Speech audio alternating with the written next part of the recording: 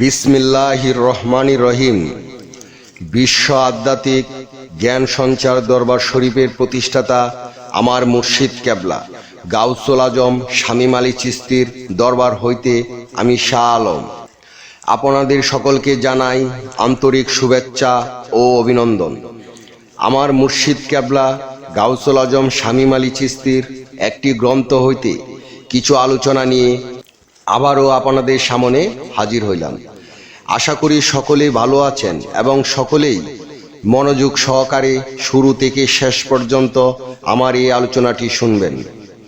আমার মুর্শিদ কেবলা গাউসুল আজম শামীম আলী চিশতি যে গ্রন্থটি লিখেছেন সেই গ্রন্থটির নাম হইলেন শরীয়তের পেট থেকে হাকিকত ও মারফাতকে উদ্ধার। এই গ্রন্থ হইতে যে আলোচনাটি আপনাদের সামনে করিব সে আলোচনাটি হইলেন এই পৃথিবীতে কেউ হয়েছে দরবেশ আবার কেউ ধরেছে ভেষ। এই নিয়ে কিছু তত্ত্ব আলোচনা করিব। শুরুতে বিশ্বের সকল স্তরে লোকদের উদ্দেশ্য করে বলছি, আমি শাহ আলম।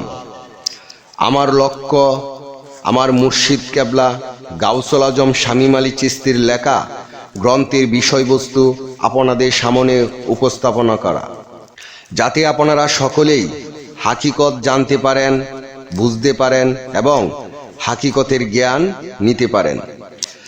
আমি যে আলোচনাটি নিয়ে আসলাম এই আলোচনাটি আপনাদের জন্য অনেক গুরুত্বপূর্ণ। এই আলোচনার মাধ্যমে জানতে পারবেন এই পৃথিবীতে কে দরবেশ এবং কে ধরেছে ভেষ। তাই সকলেই মনোযোগ সহকারে এবং ধৈর্য সহকারে শুরু থেকে শেষ পর্যন্ত এই আলোচনাটি শুনুন। সর্বত্যাগী অনুরাগী তিনি হন বৈরাগী। এখন আমরা খেয়াল করলে দেখতে পাই বৈরাগ্য বেশে কত মানুষ ঝুলা নিয়ে বাইর হইয়া গেছে। বৈরাগীর বেশ ধরিয়া ভিক্ষা করে খাচ্ছে, আল্লাহ তাআলার উদ্দেশ্যে নয়। আসলে অরিজিনাল বৈরাগ্য হলো সংসারে থেকেও না থাকার মতো থাকিতে পারা। এই জগতে সবই আমার আছে, আসলে আমার কিছুই নেই, এই ভাব ধরিয়া জগতে থাকিতে হয়। এইভাবে থাকতে পারলেই একে বৈরাগ্য বলে। অন্তরকে বৈরাগ্য বানাইয়া চলতে পারিলেই আল্লাহ সন্তুষ্ট হন।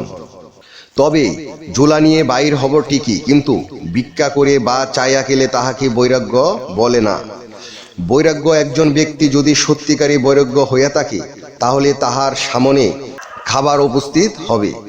যখন তিনি মনে মনে পোষণ করিবে এই জিনিসটা পাইতে ইচ্ছা করছে, তখনই বৈরাগ্য ব্যক্তির কাছে পৌঁছাইয়া যাবে এবং কাহারোর কাছে খাবার চাইয়া খেতে হবে না।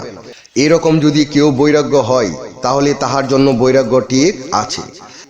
আবার একদল লোক আছে লাল বা হলুদ কাপড় পরিধান করিয়া চাউল বা টাকা উঠাইতে শহর মন্দিরে নামিয়া পড়ে। যে মুখ মাজারে দান করুন, খিচুড়ির জন্য, মাজারের উন্নয়নের জন্য।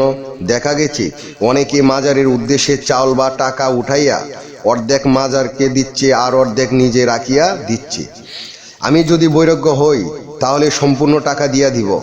আমি কেমন বৈরাগ্য হইলাম যে আমার জন্য অর্ধেক টাকা রেখে দিলাম?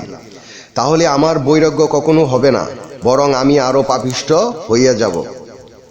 আরও দেখা যায় যে মসজিদ মাদ্রাসার জন্য অনেকেই টাকা তুলে, মাইক পিট করিয়া বলে মসজিদে দান করিলে কবরে থাকিবেন সুখে, আল্লাহ তাআলা সমস্ত গুনাহ মাফ করে দিবেন এবং বেহেশত নসিব করিবেন।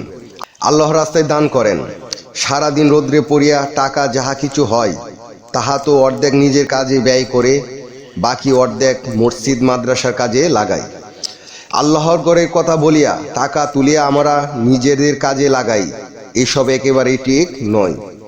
কেউ সাধুর বেশ ধরে অসাধুর কাজ করছে, আবার কেউ মৌলবী মাওলানার বেশ ধরিয়া আল্লাহর নামের উপরে টাকা পয়সা তুলিয়া নিজেরাই কাঁদছে। যাহারা আসল পীর ফকির দরবেশ তাহারা কোনোদিন টাকা পয়সা কারোর কাছ থেকে চাইবে না এবং দিতে চাইলেও নিবে না, আর বলে উঠবে আমাকে পাপী বানাবেন না। তবে কেউ মনের খুশিতে কিছু দিলে তাহা নিলে ক্ষতি নেই। হে বিশ্ববাসী, তাহলে আপনারাই বলুন কে দরবেশ আর কে ধরেছে ভেষ? আল্লাহ আমাদের সকলকে বোঝার মতো জ্ঞান দান করুন। আমার মুর্শিদ কেবলা গাউসুল আজম শামীম আলী চিশতির গ্রন্থের যে আলোচনাটি আপনাদের সামনে করেছি আপনাদের কাছে কতটুকু ভালো লেগেছে যদি ভালো লেগে থাকে তাহলে আমাদের এই চ্যানেলটি সাবস্ক্রাইব করে দিবেন, সামনে ভালো ভালো আলোচনাগুলো পেয়ে যাবেন। এবং আপনারা কি ধরনের আলোচনা চান আমাদেরকে কমেন্টে জানাবেন, আমরা চেষ্টা করিব আপনাদের পছন্দ মতো আলোচনা নিয়ে আসতে। আমার এই আলোচনাটি করতে যাইয়া কথা ভাষা ছন্দে যদি কোনো ভুল হইয়া থাকে সকলে আমাকে ক্ষমা ও সুন্দর দৃষ্টিতে দেখবেন। সকলে আমার জন্য দোয়া করিবেন, আমি যেন আমার মুর্শিদ কেবলা গাউসুল আজম শামীম আলী চিশতির গ্রন্থের সকল আলোচনাগুলো নিয়ে আসতে পারি এবং আপনাদের সামনে শোনাইতে পারি। সর্বশেষে আমি একটি কথা বলতে চাই, সকলের চরণে হাত রেখে, যে আল্লাহ গোপনেরও গোপন, সেই গোপনকে পাইতে হলে একজন কামেল মুর্শিদের কাছে যাইয়া বায়াত গ্রহণ করে সেই গোপন ইবাদত ও গোপন সাধনার মাধ্যমে আল্লাহকে লাভ করিতে হবে। সকলেই ভালো থাকবেন, সুস্থ থাকবেন। আল্লাহ হাফেজ।